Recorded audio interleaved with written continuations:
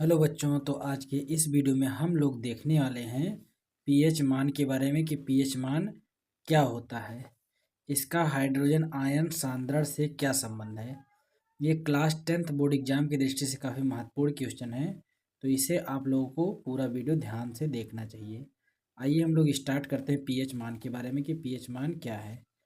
तो पीएच मान किसी विलयन में हाइड्रोजन आयन की सांद्रता को व्यक्त करने के लिए उपयोग किया जाने वाला मात्रक है।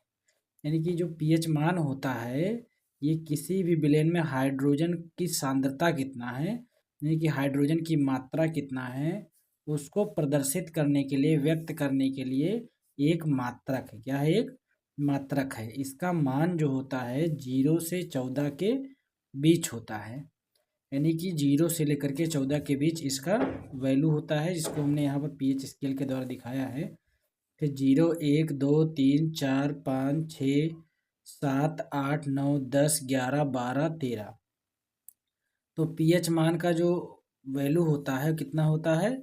0 से लेकर के 14 के बीच होता है। ठीक है, ये क्या करने का विधि है? तो ये H प्लस की सांद्रता व्यक्त करने का एक सूत्र है, एक मात्रक है। ठीक है, तो और उसके बाद में अब आगे हम लोग थोड़ा सा पढ़ते हैं पीएच और हाइड्रोजन आयन। जो पीएच होता है और हाइड्रोजन आयन सांद्रता का संबंध, यानी कि हाइड्रोजन जो आयन है और पीएच का क्या संबंध है, इसके बारे में। और दूसरी बात, यदि आप लोग इससे पहले अर्हीनियस के सिद्धांत को नहीं पढ़े हैं कि अर्हीनियस का क्या नियम था, या अपचयन अपक्रिया उपचयन अपक्रिया के बारे में नहीं पढ़े हैं, उदासीन अपक्रिया के बारे में नहीं पढ़े हैं, संयोजन अपक्रिया के बारे में नहीं पढ़े हैं, या मोस्ट इम्पॉर्टेंट क्वेश्चन बायोलॉजी से आपने नहीं देखा है कि मेंडल का क्या नियम है, मेंडल के नियम में क्या बताया गया था, निकट दृष्टि दोष, दूर दृष्टि दोष, या कायिक जनन क्या है, तो इन सब का आपको वीडियो डिस्क्रिप्शन में मिल जाएगा।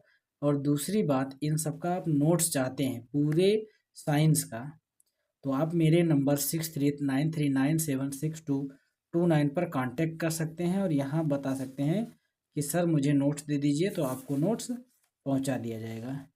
आपके बोर्ड एग्जाम की दृष्टि से बहुत ही महत्वपूर्ण है पूरा नोट्स, ढेर सारा नोट्स बनाया गया है। अगर यहाँ पर देखेंगे तो ये देखिए पूरा ढेर सारा ऐसे नोट्स तैयार किया गया है। ठीक है, तो पूरे नोट्स को आपको भेज दिया जाएगा। और यदि आप हमारे चैनल पर पहली बार आए हैं तो सबसे पहले आप सब्सक्राइब कर लें और वीडियो पसंद आए तब लाइक कीजिएगा। ठीक है, आइए हम लोग आगे पढ़ते हैं।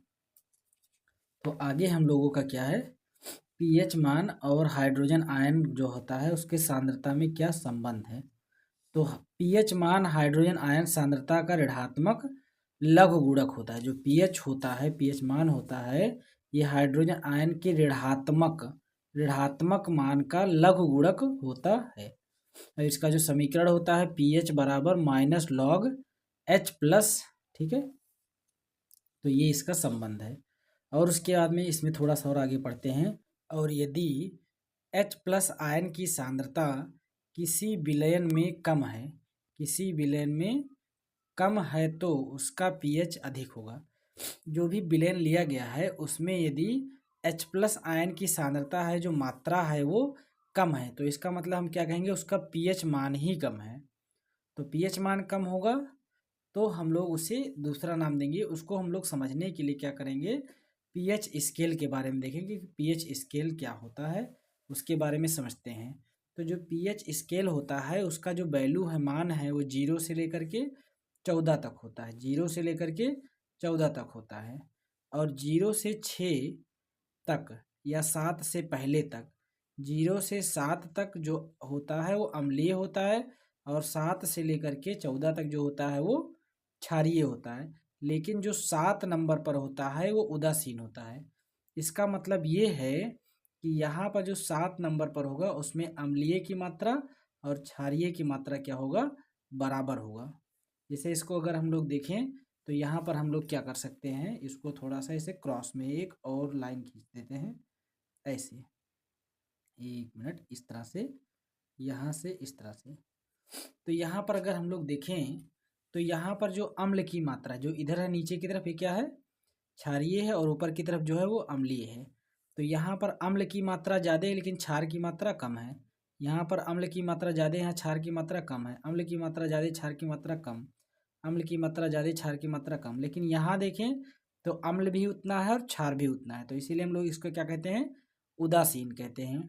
यहाँ पर देखें अम्ल कम हो गया, क्षार ज़्यादा, तो अब हम लोग इसे क्षारीय कहेंगे। क्या कहेंगे, क्षारीय। यहाँ तक अगर इधर तक आएंगे तो हम देखेंगे कि क्षार की मात्रा बहुत ज़्यादा होगा, अम्ल बिल्कुल ना के बराबर होगा, तो यहाँ पर सबसे ज़्यादा क्षारीय होगा। और इसी में एक क्वेश्चन हम लोग का पूछा जाता है कि दूध का जो पीएच मान होता है वो कितना होता है। तो यदि आपको दूध का पीएच मान मालूम है तो आप कमेंट में ज़रूर कीजिए। और दूसरी बात, यदि आपको तेजाब का यानी कि अम्लराज का पीएच मान मालूम है तो आप उसे भी कमेंट में ज़रूर करें।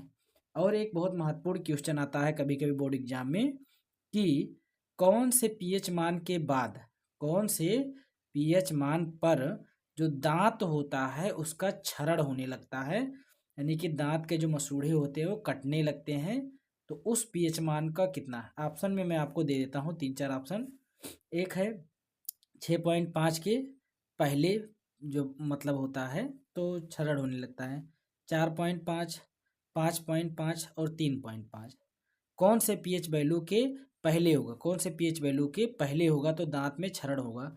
6.5 के पहले होगा तब क्षरण होगा, ये 5.5 के पहले होगा तब, या 4.5 के बाद तब, या 3.5 के होगा तब। ठीक है, ये इसका आपको आंसर कमेंट में करना है कि सर इस पीएच वैल्यू के बाद क्या होता है, जो दांत होता है उसका क्षरण होने लगता है।